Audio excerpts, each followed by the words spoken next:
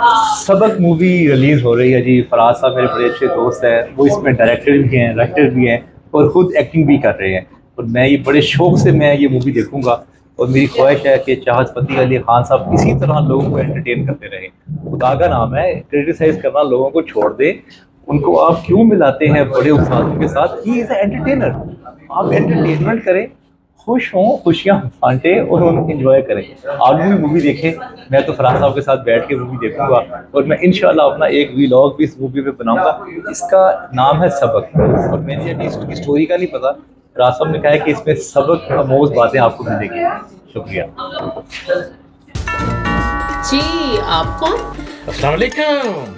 करोड़ों दिलों की जान Chahat Fateh Ali Khan, all the way from London.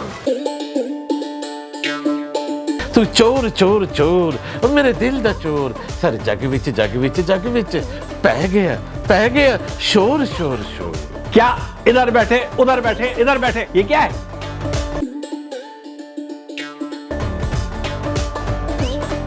उसकी ये तो रूह की ग़िज़ा है। अरे बेपेते से, अरे बेपेते से, अरे बेपेते सी।